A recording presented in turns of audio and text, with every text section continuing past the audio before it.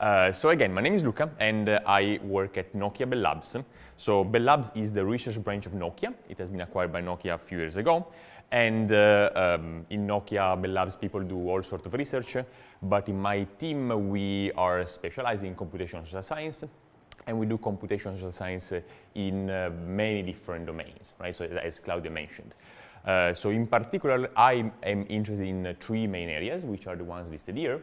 So analyzing aspects of people in different parts of their life, right? So one is the life that we spend living in cities, and this is going to be the main topic of the talk.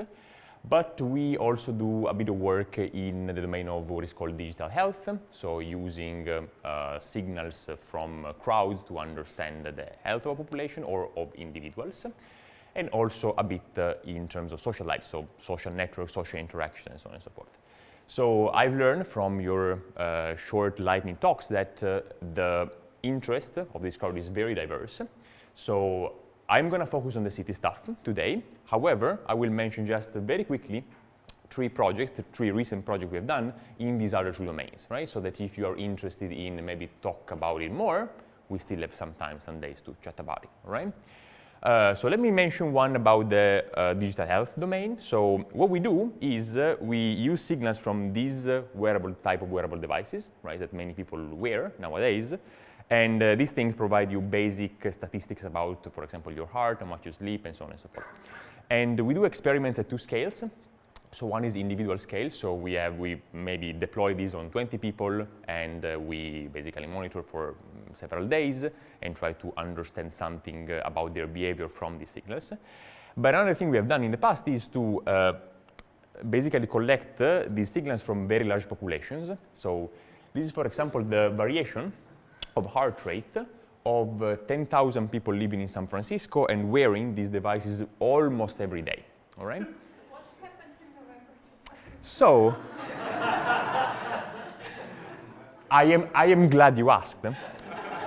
So this is where, so this is exactly an example of how these devices can tell us something about the effect that exogenous events, for example, the presidential election, have on our well-being, on our anxiety, for example, right? So I'm not going to go into the details here. Of course, you have to discount for other factors, but just to give you an example of these, and also of the time that people took to recover from the blow, right? So this is a type of thing we do. So if you're interested in these sort of things, you can just chat with me later on.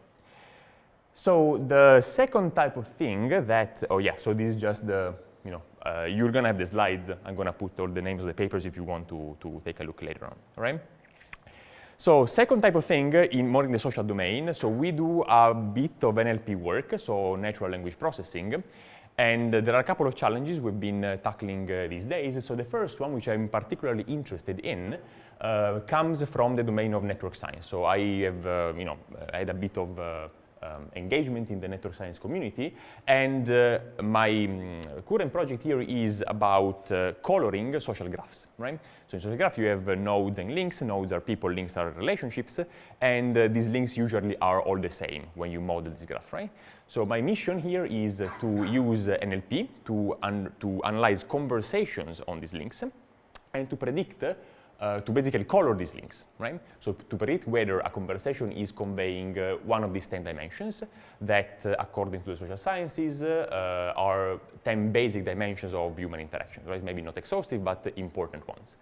So if you want to read more about it, this is the theoretical framework on which we're working on, and we are now trying to develop the automatic methodology to mine text to extract these things. I've heard also that some of you are interested in hate speech, conflict, polarization on social media. Recently, I've been presenting this work at ICWSM 2019 in Munich, and this again is a piece of work on NLP, and we try to capture from text a construct that is called integrative complexity. Integrative complexity is the ability of a person to recognize two different points of view and to integrate them into something greater, right? So, for example, if there is an issue like abortion, So a very highly integrative, complex person can see the two sides of the argument and maybe try to bridge those into something that can bridge communities, all right? So if you want to know more about this, here's the paper you can read about it. All right, but that's just a preamble. Today is going to be about cities, okay? And the title is The Spirit of the City. So I'm going to just dive into that. So nullus locus sine genio, as Miriam very well knows. So we, that's an ancient Roman saying that means there is no place without a spirit, okay? And it turns out that ancient Romans were quite right, as most of the times, right? Because if you think about your personal experience of places, there are a lot of tiny little things that are not really quantifiable or really you cannot really pinpoint them, but these are all the things that make up your experience of a place, right? So all these properties, all these small things are usually intangible things, right? So things that you might observe very transiently, a smell, a sound, something very subtle that really change your experience, right?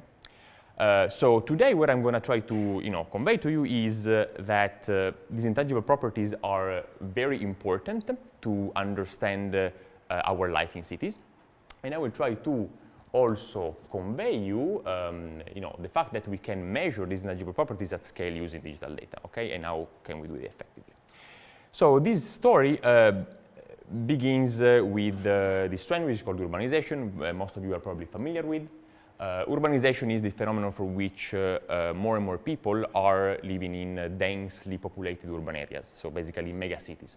It is estimated by 2050, 70% or more of the population on Earth will live in these basically densely populated areas.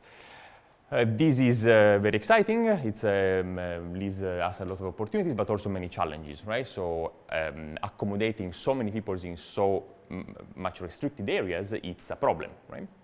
And people have been trying to deal with this problem, and especially there is this general movement and agenda of smart cities that try to tackle this problem with optimization of efficiency, okay? So in our cities we have several infrastructures, and smart cities are trying to optimize them. So we try to optimize the transportation system, making it more efficient and more clean, the energy management system, like how do we store energy and distribute it, and also, for example, the security system. So by monitoring streets, putting CCTV cameras all around. People who, for example, live in London know very well that we are surrounded by these sensors. And the point is that these things help a lot, but these are not the elements that contribute to make the life of a city a happy life. All right? So these might improve efficiency, but it doesn't contribute directly to how happy we feel when we live in a city. Okay? And this is not a new concept. In fact, so many people who studied in the past, let's say, 50 years cities from different backgrounds. So here I just mentioned three. So Jane Jacobs, an urban activist, Stanley Milgram, a very important social scientist, and Kevin Lynch, an urbanist who wrote a very important book about the image of the city. All these people studied cities, and they all came to the same conclusion that a happy life in a city is not about efficiency or things that you do in the city, but it's about the psychological perception that people have when living in a city. For example, when standing on a street, right? So if we can measure reliably at scale in a reproducible way these psychological perceptions, their point is that we can, in the future, build technologies that can improve on these perceptions. Right? So we shouldn't directly go to optimization and efficiency, but we should capture perceptions and then build technologies that can improve these perceptions. Right? So that's the mission that we embarked on in this, what I call the quest for good city life. Right? So to build technologies that give a good city life to people. And the key bit here is that we are going to use multimedia, so the online data and especially multimedia data, to understand space under the lens of these psychological perceptions. Okay, so that's the intro. So what I'm going to do now, and in the next hour or so, I will present you two parts. So the first part is the shiny part. So basically a keynote type of presentation and says, oh, this is all awesome, this is all great, and it's the type of thing you present in conferences, right? Because of course you have to sell yourself, not too short, right? And that's fine, it's nice. I think it will give you a good overview of the opportunities and nice things you can do. But I think the most valuable part is going to be the second one, which is the dirty part, all right? So behind the curtains, of course, there are many things that don't work as much as you would like, many problems that one has to face, and many problems that we even didn't solve, or maybe we solved with best effort solutions, right? And this is meant for you to, one, to understand that, there are always problems behind the shiny things, but also to maybe give you an input on new things that you could maybe explore in your research to fix some of these problems, right? And to go beyond it. All right, sounds good? All right, awesome. So let's start with this topic about quantifying urban beauty. So among all the psychological perception one could have of the city, sight is one of those. So basically the reaction we have in seeing things in the city and being happy about the beauty that is around us, okay? So that's the first project we started with the team. It was a few years ago, back in 2013. So sort of early work in this area. And so what we wanted to do is to capture the collective beauty of the collective perception of beauty of different places. So Jacqueline already explained this a little bit. So a nice way of measuring something which is not really tangible or a bit hard to quantify is to compare things. That is for human beings. So human beings are very effective in comparing things side by side. So basically the concept here is that if I compare two Google Street View images side by side and I ask 1,000 people which one is the more aesthetically appealing, the more beautiful one, most of the crowd is going to converge on B, right? So B is the most beautiful because it contains elements that are canonically considered beautiful by a certain audience. There can be maybe a certain cultural subset of people who can judge things. Maybe this is partially cultural dependent, but more or less you can get a convergence towards, this is more beautiful than the other one, all right? So the intuition here is how do we scale this approach? So we built back then this little game that is called urbangems.org that basically replicates this little trick at scale. Any person could log into this website, look at two Google Street View images and rate which one was the most beautiful or quiet or happy, okay? So as the presentation this morning explained brilliantly, what you can do, given many pairwise comparisons, is to basically get a rank, right? So TrueSkill has been presented already, so you can actually use the code of TrueSkill if you go on the website. And if you accumulate enough pairwise comparison, you can rank the picture from the most beautiful to the least beautiful, right? So this process led us to measure in a quantitative way, in a rank, something that was, maybe you could have considered intangible and not measurable, right? So you do have a ranking here. So that's nice, and in the past we have done some work in understanding what are the elements that make a picture more beautiful, least beautiful. Miriam talked about this a little bit already yesterday, but that's not the main point. So the main point is this works fine for all the pictures that you give to people to annotate, to rate, but what if you want to scale this approach for the whole world, right? And the approach we adopted back then was using social media data, okay? So here you have an example of a Flickr picture. You can get any other platform like Instagram or whatever.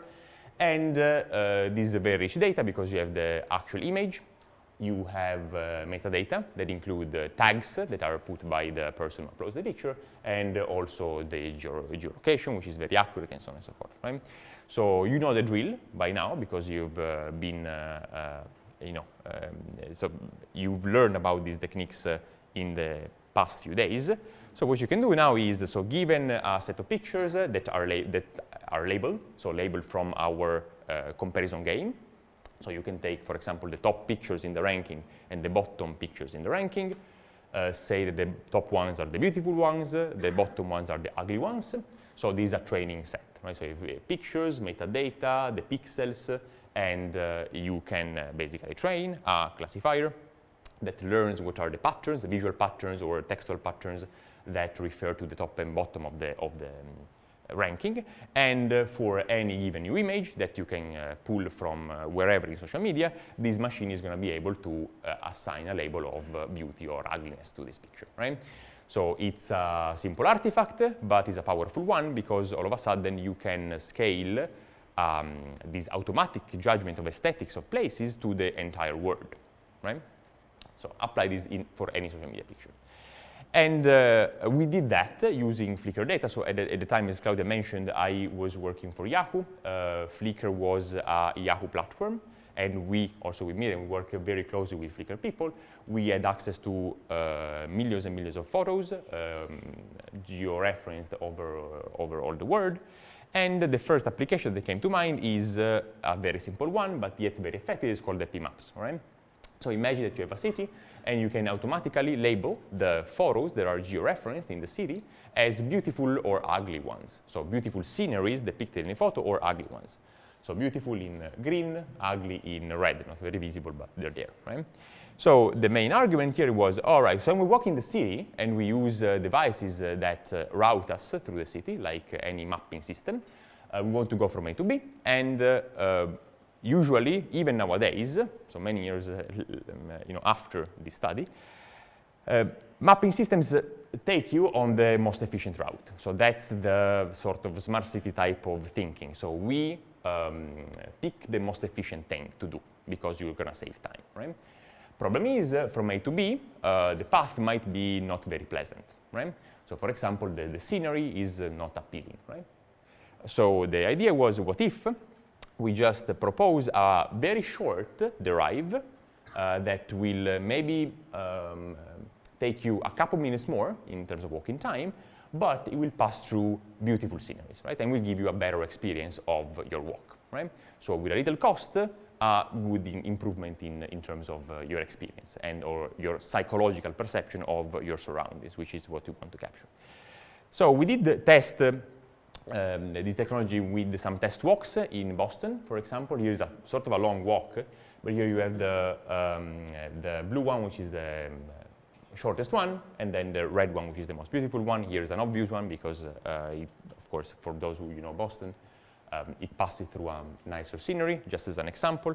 So we tested with a few people, and basically these people recognized the fact that they were quite willing to spend a little more time to have a much better experience. So this was perceived positively by people.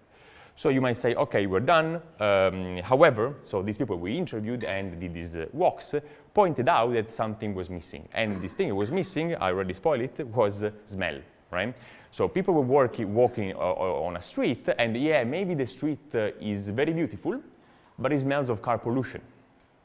Or also the other way around. So a street might be an unremarkable street visually, but on your commute to work, you want to go there because you smell the fresh smell of a bakery that in the morning bakes bread or croissant, right? So there is a positive and negative connotation of smell that impacts our perception and our activities, for example, moving from A to B in the city, okay? So smell is indeed very important, and if you think about it, some people are trying to capture smell at scale. So some of these are, for example, municipalities. Municipalities do take track of smells, some municipalities in the world, but most of these smells are negative ones. For example, smell of trash. And the reason why this happens is because the only way in which municipalities can measure smell is through complaints. So basically people complain, oh, there is a lot of trash down the street, right? So going back to the trash topic. So can we do something better and not only identify negative smells, but also celebrate the positive ones? So of course this is very hard because, I mean, you can maybe have solutions like giving nasal trumpets to nasal rangers to go around and measure concentration of different smells. It is a possibility, right? These are real things, so you're expensive devices, expensive device that you use to basically filter. So there are several filters, and you can smell different concentrations of different particles, right? Very accurate, very professional, not very scalable, right? So again, what we did is we first, as in most computational social science approaches, we went back to the literature, and it turns out that there are several people who study urban smell. So, and there is a book about urban smellscapes written by Victoria Henshaw, and this researcher basically came up with a set of sources of urban smells that she lists in this book, all right? So what we did is we took all these terms and we arranged these terms in a taxonomy, which is one of the type of taxonomy that Miriam showed you the other day. Here you have the top-level smells of a city, right? So it's 10 top-level smells like nature, food, waste. Then you can have mid-level categories and then some example words here, okay? So given this set of words, which is categorized in macro categories, so in a tree-like way, in a hierarchical structure, what we can do is go back to social media and do a very simple job. So in social media picture, here you have a picture taken in India, which is georeferenced, and you have tags that people put on the picture manually, okay? These two tags might be contained in our taxonomy under the branch of food, okay? If you want to be a bit more sophisticated, you can forget about tags, and you can do it with computer vision. So saying, oh, this is food, this is fried, therefore there is smell of fried food, okay? But what we did back then was only with tags that people put on the pictures, all right? Very good, so doing that, you can do it for every single picture which is georeferenced in the word, and you can draw what we call the smelly maps of the word, right? So for smelly maps, you have at a very fine granularity, so for every single street segment of a city where you have, of course, enough data coverage, you can draw a profile, a smell profile. In this case, you can have, 60% of the street, of the smells in the street are about car emissions, 30% about food, 10% about waste, all right? And this on average, you take a million of photos in a city, and you average over all the year, for example. So an average smell profile of the city. If you had enough data, you could do it real time, but of course you need an incoming stream of data for that. Now, I think you did understand the type of reasoning here. You can extend this thing to all other senses, right? So if you would want to do this with sound, you can do it with sound as well, and the drill is the same. So you come from the literature, there is a book about soundscapes that lists sound sources, you build a taxonomy, from a taxonomy you go on social media, you match your words, and you build the most original chatty maps, all right? So chatty maps is about sounds in the city, okay? So very good. So the main question is, does it work, right? So is it really measuring what we want? So the first thing we can do is just to look at points on a map. So here is central London, and here are pictures about the traffic. And if you light up all the individual pictures, you see that these are concentrated, as expected, on main streets, main traffic roads, right? For nature, as one would expect, these things are concentrated around water bodies and parks, which is, again, comply with expectation. This is just anecdotal and just visual. You can do something a bit more sophisticated and try to relate the presence of smells with other orthogonal indicators that have been measured objectively, quantitatively. Here, for example, we have a correlation between two types of smells, emission and nature-related smells, with different pollutants that are measured by epidemiologists in cities. So these are actual measurements. And what you can see is that, these vary depending on different parameters. But for example, if you take Flickr and you look at the correlation between emissions and the presence of NO2, which is basically a pollutant that you have in the air, there is a very high positive correlation with emissions and a negative correlation with the presence of nature. So when there is pollution, there is a lot of cars and there is no nature, right? So which basically is a quantitative way of confirming what we visually saw on the map with the little dots, okay? Very well, so if you are interested in this type of stuff, you can check out this website that is called goodcitylife.org. And in this website, you can see many colorful maps like this one, This is a map of London. Every single street segment here is a clickable one. You can click on it and get some statistics about the composition of smell, the average composition of smell, but also the sentiment expressed in social media that relates with the smells, and so on and so forth. So it's an exploratory tool that uses these massive social media data to draw a sensory profile of the city. Okay? So during the years, we have adopted this approach and variants of this approach to draw many maps. So on the website, you find examples of all these type of maps, and you can browse to them, you have the papers, you can read them, and so on and so forth. So now I'm going to just go very quickly through a couple of examples here about this type of maps to give you a flavor not only of the fact that these things can be done, but also maybe about their usefulness in terms of enhanced analytics power, right? First example is about mapping culture, right? So culture, again, is very intangible, but culture is an important part of what we do in cities, right? So culture drives activities and also, economic value of cities. It turns out that there are, again, several categorizations of culture, some of which you can find, for example, also from Wikipedia. And we came up with a taxonomy with a similar methodology. And here, for example, a borough level, so this is a regional level, we can draw what is the predominant cultural asset, for example, architecture versus marketing or design or crafts, technology in different areas of London, okay? So now, this again is nice, and I know what you're thinking, oh yeah, it's yet another colorful map, but what do we do with that? So what we can do with that is to try to predict things that will happen in the future, right? So for example, there is this theory that comes from Pierre Bourdieu. The sociologists here maybe know it. And it's about a theory about cultural capital. And this theory relates to individual people. So, and it says, oh, basically the development of a person depends on a combination between your economic capital, so basically what you can afford, but also your cultural capital, so what you do with what you can afford, with the money that you have, right?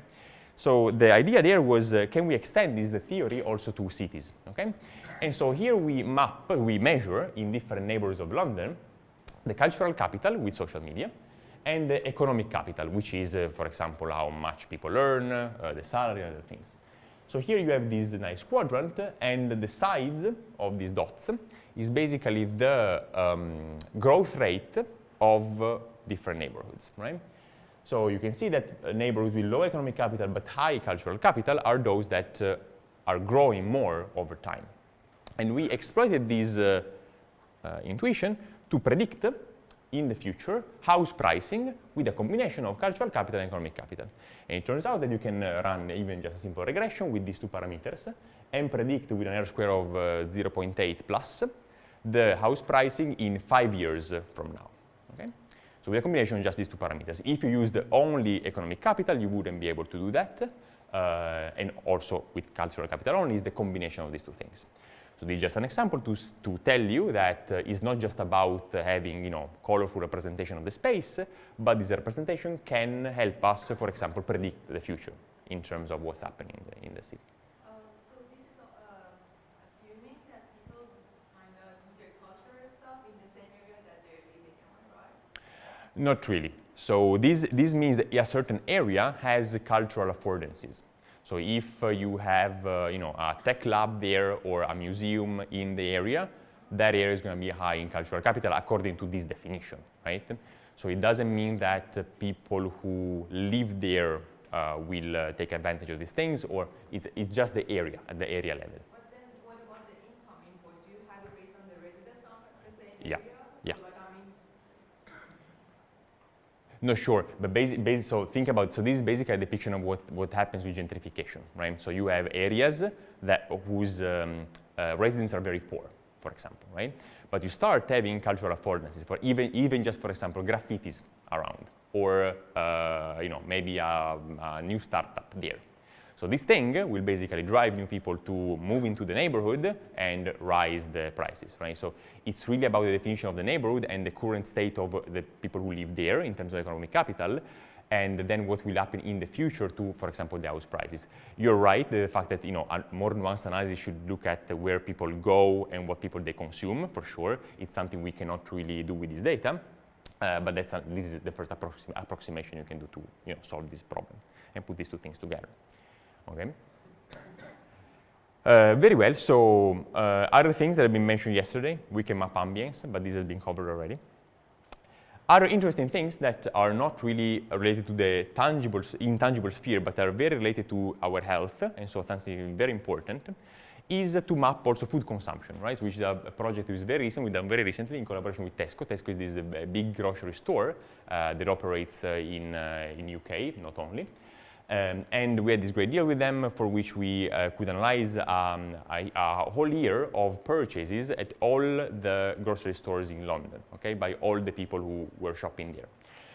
And so this allows us to, again, draw colorful maps. For example, how much fat the people consume when they buy groceries in different areas of the city. As you can see, there is a strong spatial clustering, which is related also to demographic features. Or, for example, the fiber map, so how many fibers people eat, right? So how do we do that? So basically, we take an area in the city. So MSOA is a type of aggregation of census areas in London. We take all the people who live in this area, we look at their carts, and we put all these items together, and we compute basically the average item that is bought in this area, right? So if this average item is very fatty, right, it's gonna be a fatty thing, right?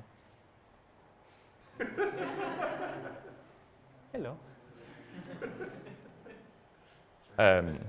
Then what we can do is to use open data to match the food consumption with the real-world outcomes.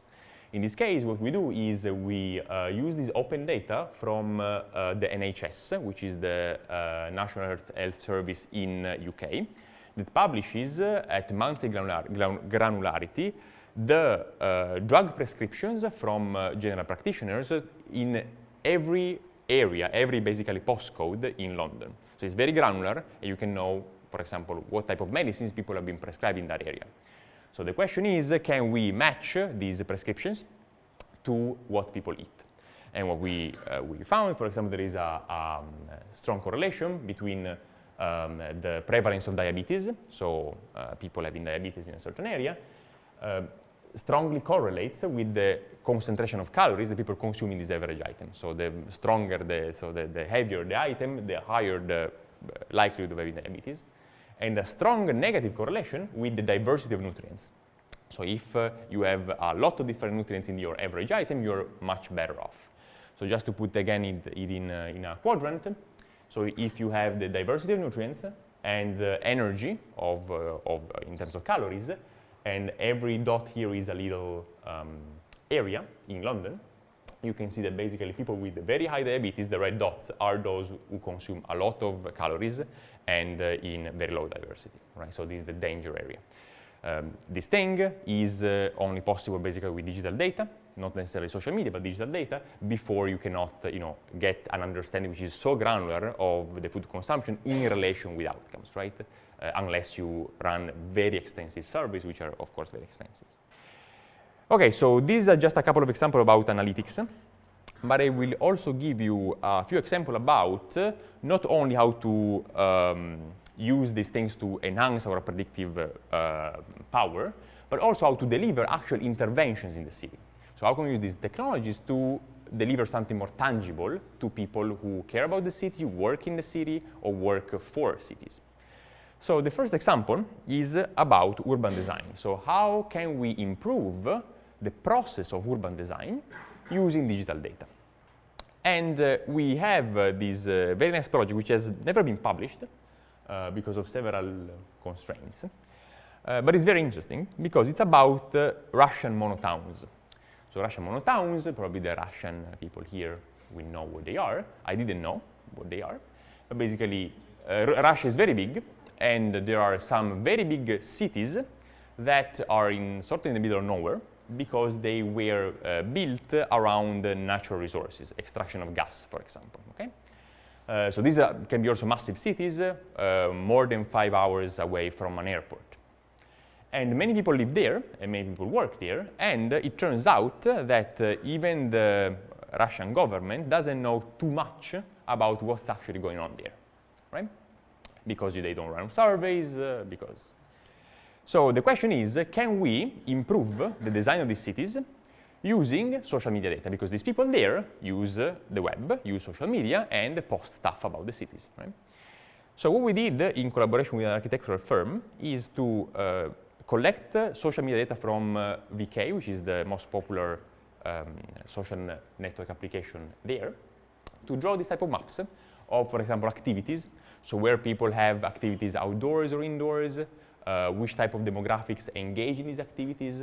And this is really a good opportunity to see what are the missing affordances so the missing type of infrastructures that maybe designers should add into the city layout to favor, to foster social interactions, for example, right, of young people hanging around together in maybe places that have no infrastructure at all.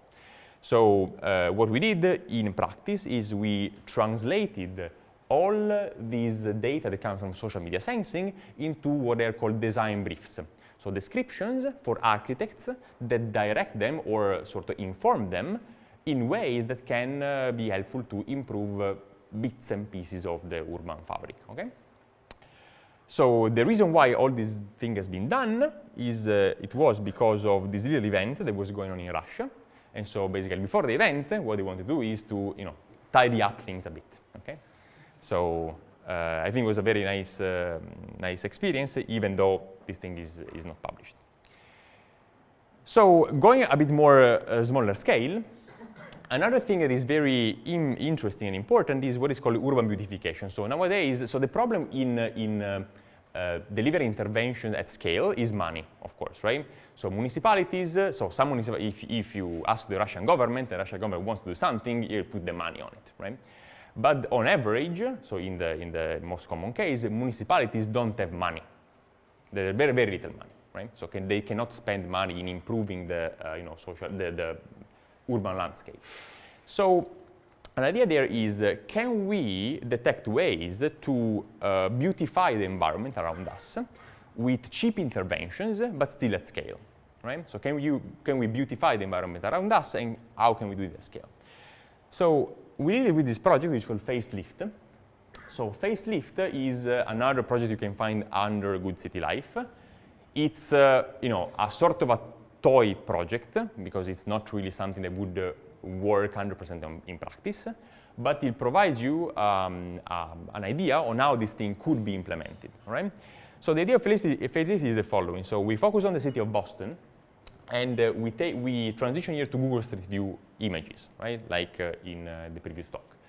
So from these images, you can, using this machine vision machinery, estimate the beauty of a scene, of an urban scene. So if a scenery is beautiful or ugly.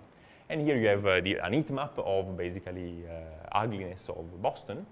And in every spot here, you can click on one of these spots, which is the spots we consider. And in these spots, you can have a visualization like this one. So here you have the original location, the current location of this spot. And on the right-hand side, you have a new version of the same spot, which is generated with these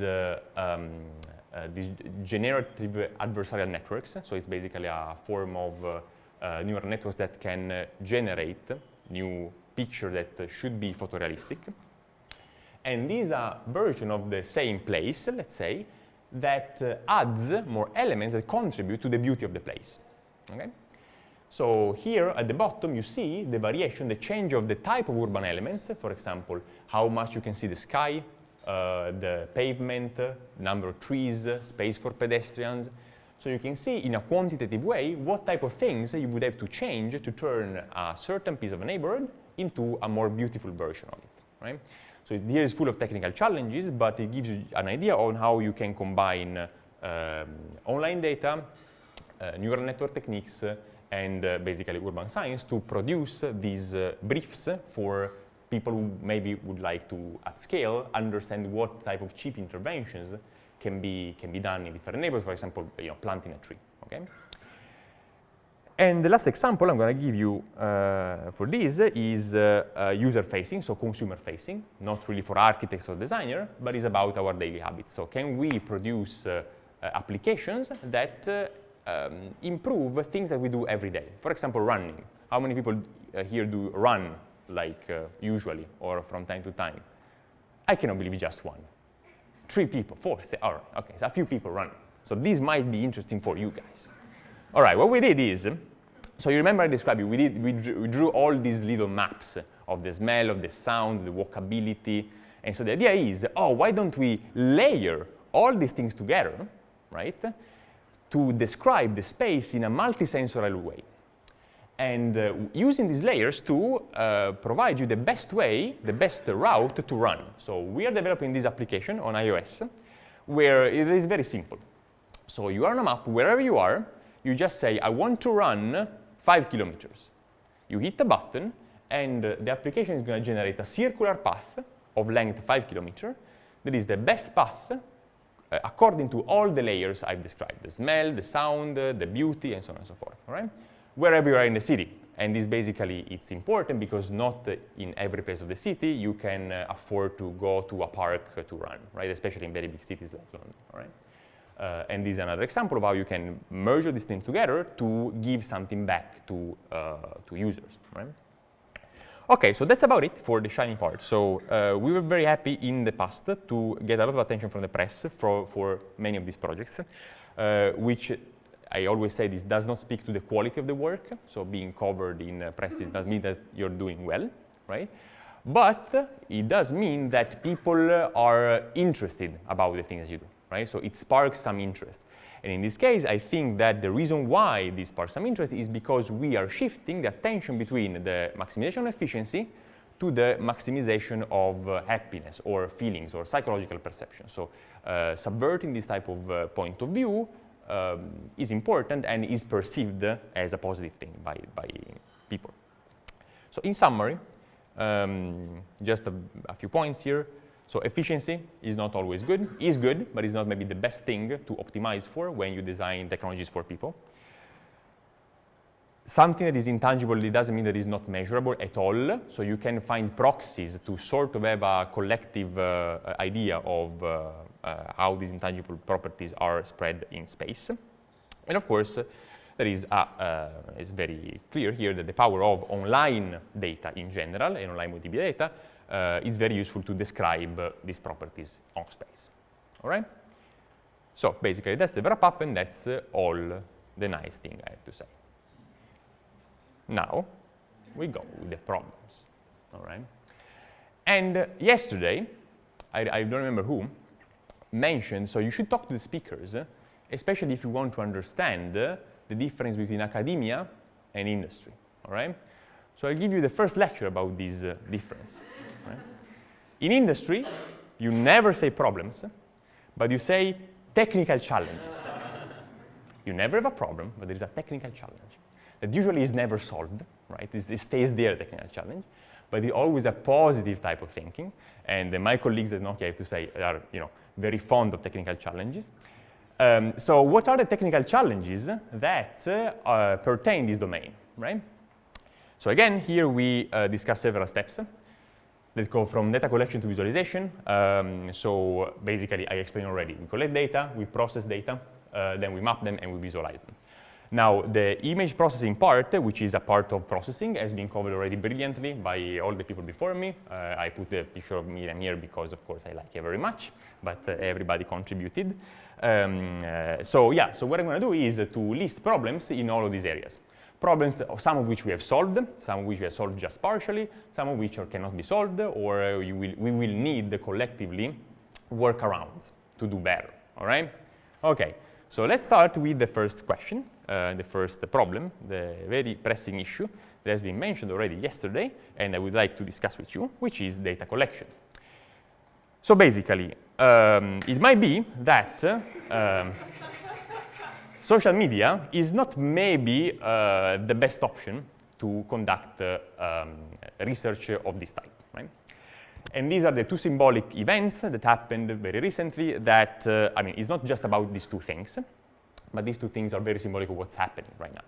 So on the left-hand side, you have our friend Chris here, who used to work at Cambridge Analytica, and basically was the whistleblower in Cambridge Analytica who said, oh yeah, so some people, some evil people are using Facebook data to basically fuel Trump's campaign in the US, all right? So, and they're doing an illegal use of this data for their own good.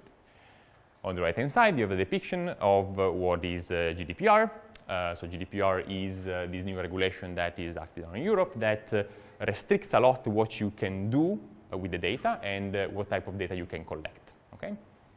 So the combination of these two things have been basically an atomic bomb for the community of people working with social media data for all purposes, not just for urban science, but for all purposes, right? Now, I am very opinionated about both topics, right? Very opinionated. So I won't impose my opinion here. Both things have good and bad sides, right?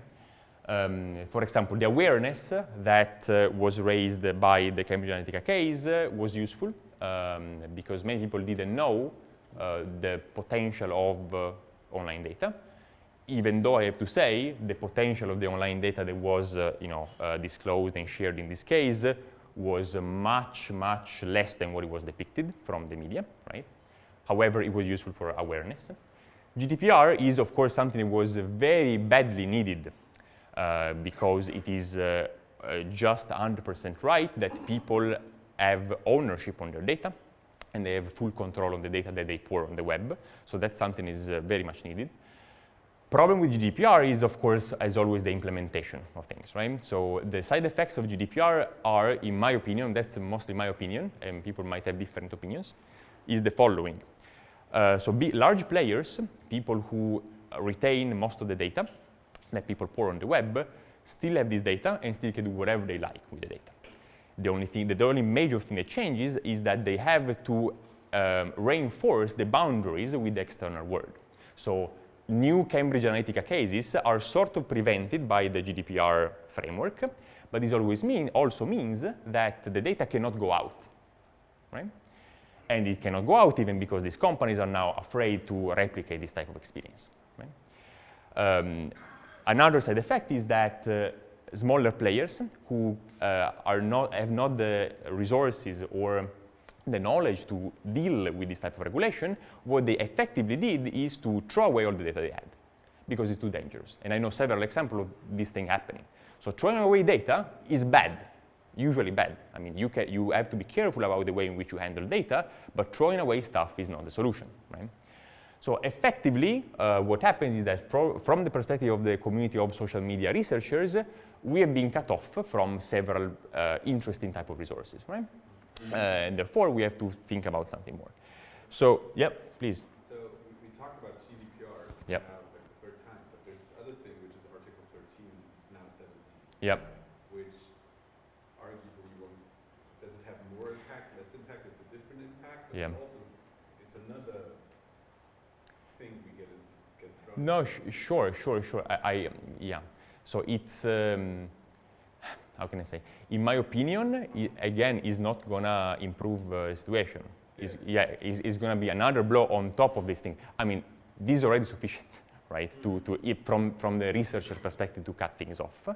That's the last stroke, right? Mm-hmm. I totally agree. Right? So it's a trend that goes towards basically centralizing data and just keeping data where it is, which is very bad. So just a note on, because I think that Mauro yesterday raised a very good point about the use of social media for different purposes. And he made an excellent point about saying, look, sometimes you might have this corpus of social media images that is even Creative Commons, right? So Creative Commons with the most permissive type of Creative Commons, you can do whatever you want with the pictures, right? However, as he correctly pointed out, is not that simple. In fact, it is not only about the person who takes the picture, but also what is depicted in the picture, right?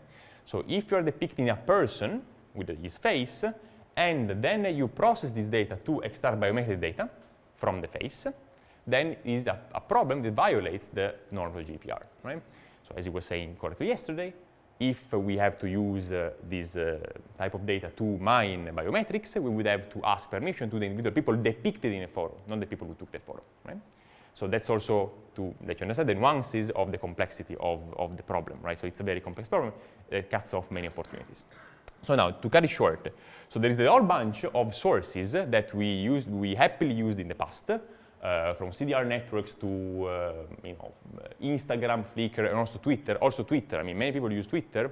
Twitter in the future, in 3 years from now, probably won't be as usable as it is today. So they already restricted the geo-reference thing. It's gonna go narrower and narrower. So the idea here is, and as it was, I think, very well presented today in the presentation this morning, is we need to look for alternative sources of data and combine them to get a good result. So here, I'm going to list some sources of data that might be good alternatives. So these are proprietary things. Oh, please, go ahead. No, I find a solution for the data. Oh, very well. So what's the solution, Mao? I was going to find a law, but together with other type lawyer, we find Yeah. a solution. Yeah. So you know that neural nets are not interpretable very well. So interpretability of neural nets is a problem. But this can be our advantage.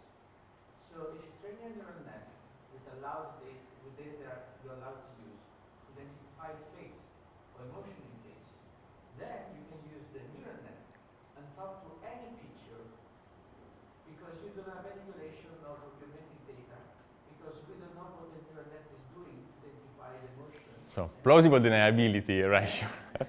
No, sure. I mean, yeah, no, it's an excellent point. So I think that as you can understand from this discussion, yeah, it's really, so you're trading on a very thin line, right? Yeah, so it's, no, sure. I totally believe it, but just saying, if now the norm would be to find these little tricks, it means that, something substantial is not working, right? Yeah. So just to get to the previous point, so there are alternative sources of data, some of which are proprietary, some of which are open, or sort of open.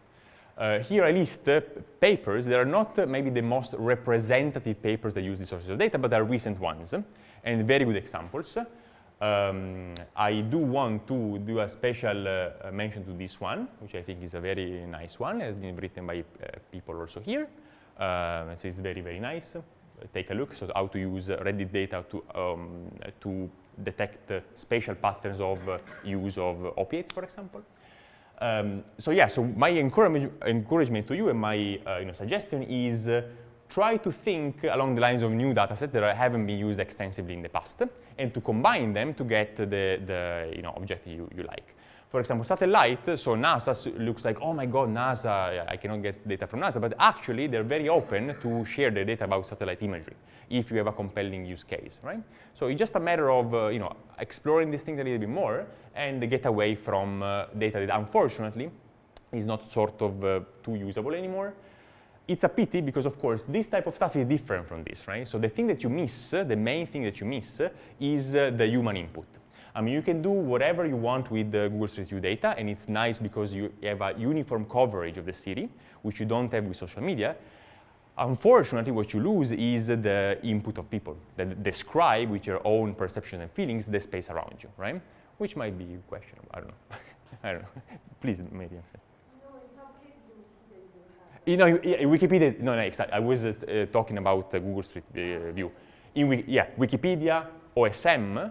These two sources are, by definition, crowd sourced. And here you do have annotation of people and personal perception in both of these things, right? Totally. So these are things that also Wikipedia has been used for spatial analysis just recently, actually. And that's because of a combination of the increased effort of Wikimedia, I guess, in pushing this opportunity, but also from, of course, the lack of other opportunities around, right? So I think this is a good list to start from if you want to read these papers, all right? Good, all right. So let's move on. So other technical challenges about the processing of metadata. So basically the thing I'm going to describe here is how do we get these taxonomies, all right? So I glimpsed over them very, very quickly, but how do you actually get them? So the idea here is to cluster together terms, concepts that are semantically related, okay, to create these macro categories and then to split them. So I'm just gonna go through the procedure very quickly. So the idea is if you have a photo and you have tags in these photos, tags that occur are semantically related, okay? So the thing you do is you take these 5 tags and you draw a graph of co-occurrence. And here is going to be a click, so basically a fully connected click because all these things co-occur, right? The reason here is you take 1 trillion pictures and you repeat this experiment so this exercise for all the pictures. You aggregate all these graphlets together and you get a graph of co-occurrence, the tag co-occurrence network, right?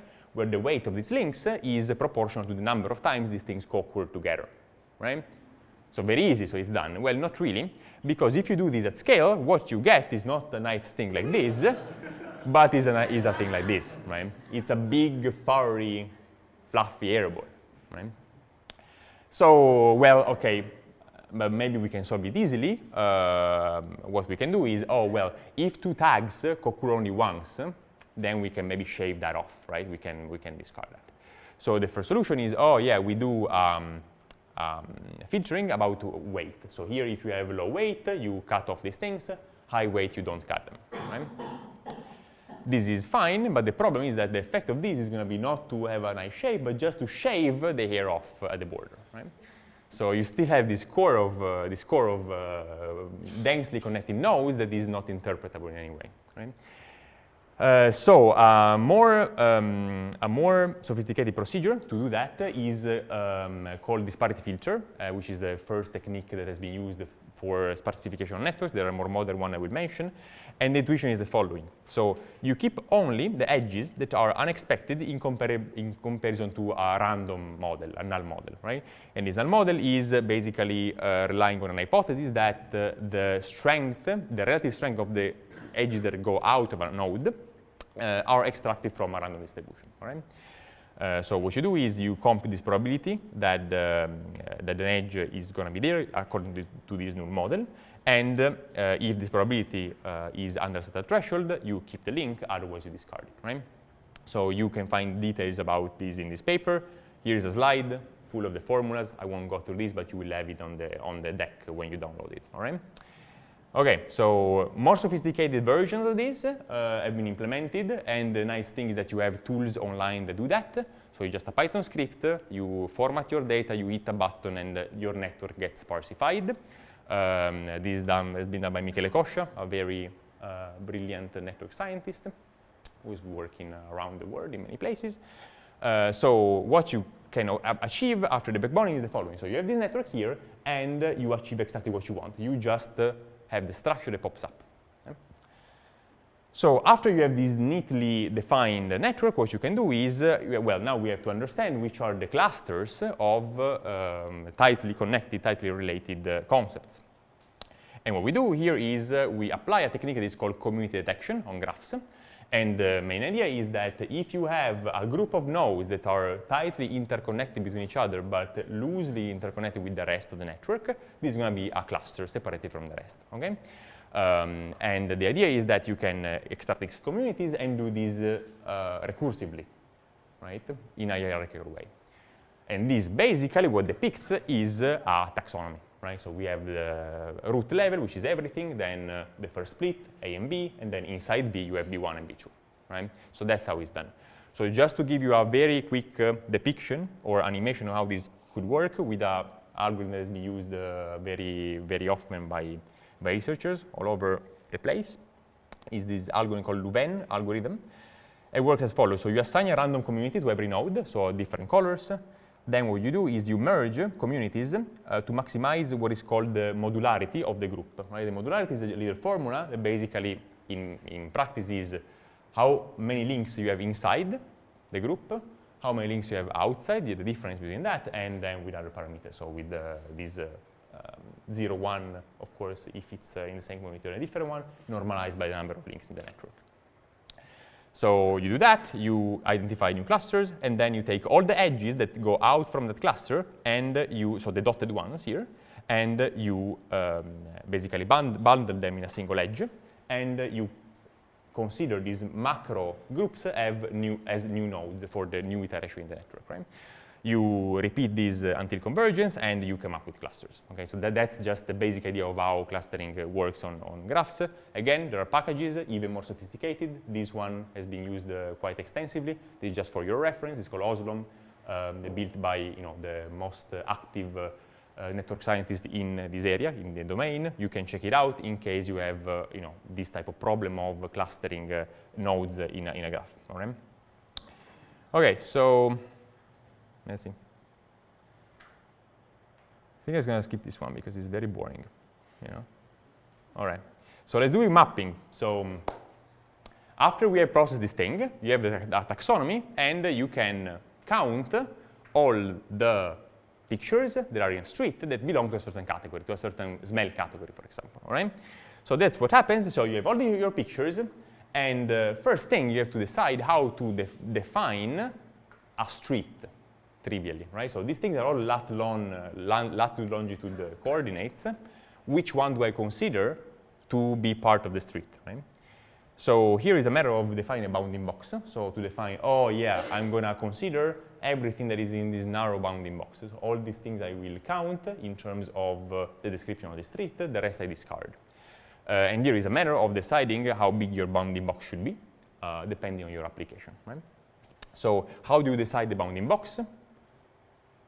Again, there is not a standard way.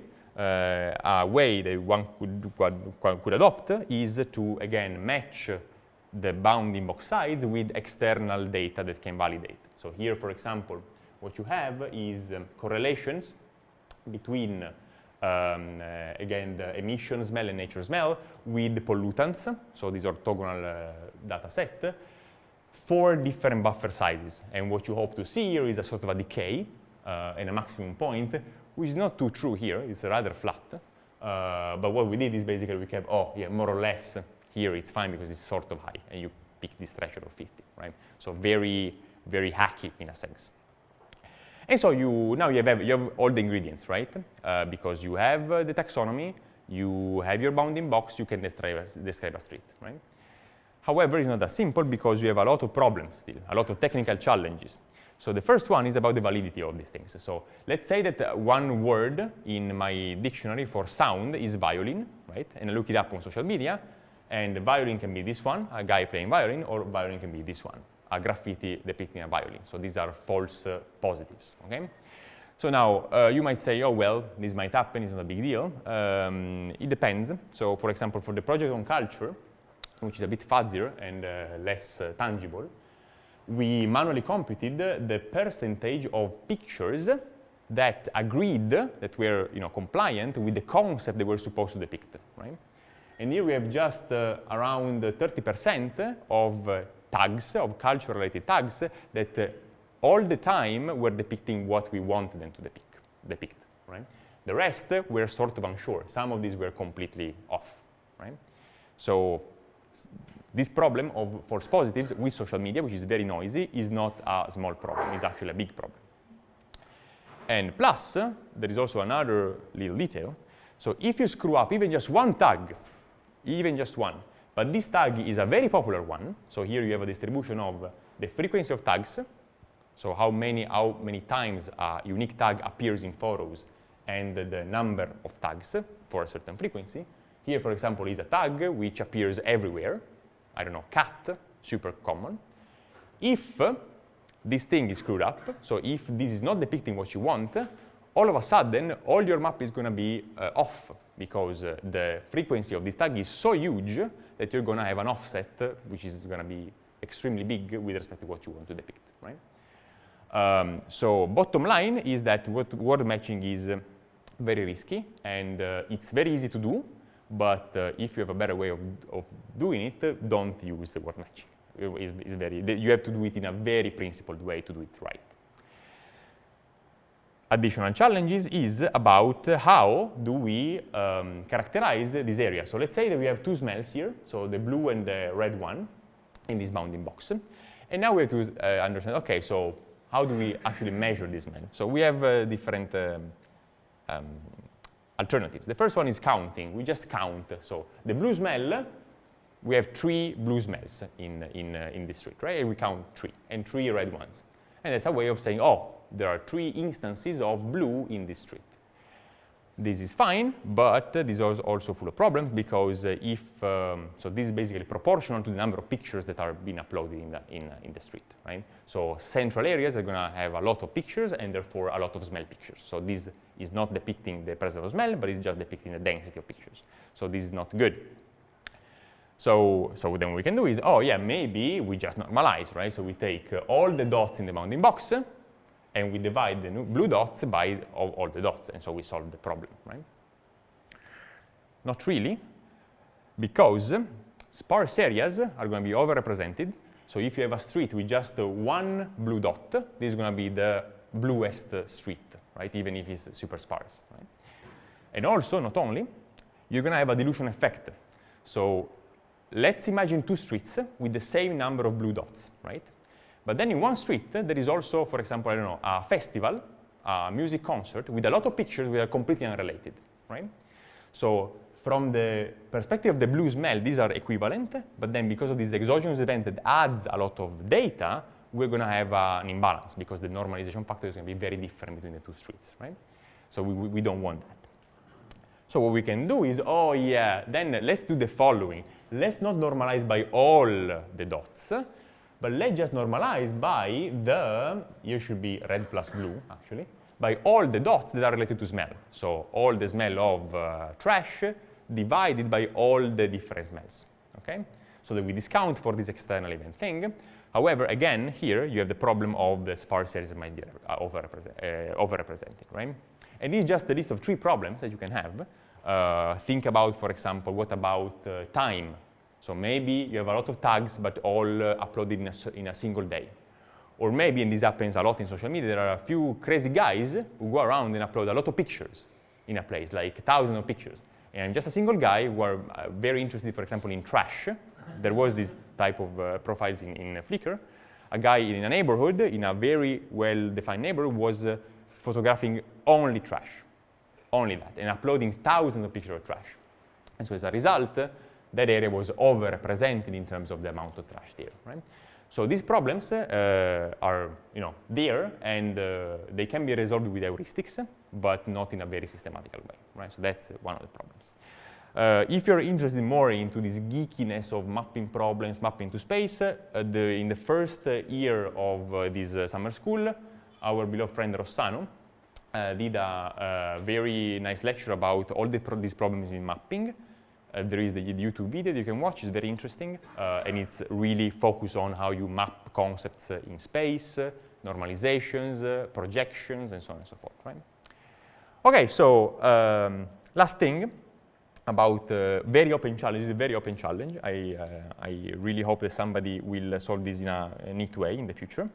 Is the combination of layers. So I was boasting very much about this amazing application I are doing for runners, which is true. However, there are problems there, right? Because think about it. So you have now 10 plus layers that define the streetscape. The walkability, the smell, the sound, and so on and so forth. So now you have all these dots on the map, and you have, for example, you want to go from A to B and back, and you have different properties of the space. For example, you can have the beautiful spots, which are in yellow, some entertaining places, some nature, rich places, and so on and so forth. So now the question is how you combine all these layers to provide a route. So routing systems work in the following way. So you have a street, and you put a weight on this street, and according to this weight, you run an algorithm that optimizes the weight from A to B or from A to B and back. Right? So the question is, you have to put together all these values in a single value. And how do you do that, right? So some of you might have heard about multi-objective routing, which is, oh, I want to go from A to B, and I have some positive weights I can collect on the way, and some negative things, right? And there are ways algorithmically to balance in a way that I will collect a lot of positive points and minimize the loss in negative points. But here is not as simple, because some people might prefer a certain mixture of greenery and beauty, right, in a certain proportion. Or other people might instead prefer more crowded places with more people, which are more lively. So here is so intangible and so personal, and it's very hard to come up with a way to combine all these things together. So the only things we could came up with, so yeah, here you have two routes, and these two routes can be very different in terms of what they have. We just asked people, right? This is the only resort we had, and so we asked 300 people to say, oh, okay, so these people were people who were running, and they, have been running for a long time. So here is really a qualitative type of work in which we ask people which were the elements that were motivating them more to perform a certain task in terms of running, right? And the questions we asked were related to all the different layers that we have developed in the past. So how much is important smelling compared to sound, and so on and so forth. And we came up with a list of coefficients, right?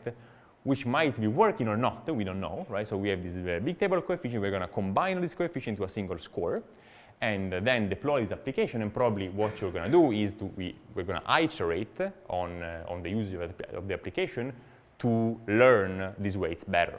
But as of now, there is no systematic way of saying, oh, I have two types of positive rewards if I walk down a street. How do I combine them effectively? There is no theoretical framework for that. If you're interested in these things, it's a very open problem. Super quickly, for those people who are more interested also in the visual part of the work you do, there are many challenges also in visualizing stuff on maps. Okay? So I'm not a person who's a visual designer, but I work with many of them. So a first challenge is, for example, to visualize several attributes of the space in the same area. Okay, so if I have a street or a region or a neighborhood, and if I have two values, for example, the walkability and the income. So it's two variables. How do I visualize two values in a single region, right? So one solution is these bivariate maps. Okay, so you have variable 1, variable 2, different grades. You combine them, and you have these quadrants, right? And by combining these quadrants, you have these shades in which you have on the top right corner the high combination, in the bottom left the low combination, and you have maps like this one. Right? This I didn't do it. There is the reference here. You have these maps which are very beautiful, a bit hard to parse, right? So it's very beautiful visually, but so distinguishing between the shades and where they are, it's very hard, right? So that's a challenge that other people are trying to solve with other type of paradigms. It's very open for exploration. These are very recent things. One thing is about multidimensional glyphs. This is, for example, a project from Maurice Stefaner. You can find the link there. And here you add new type of dimensions to visualize your data. So here you have for every piece of land a color and basically a direction of your glyph of this line, right? And then you can also have the thickness. So you can encode at the same time 3 values in one single thing, and it works very well for data that is very well spatially clustered, right? You have these waves.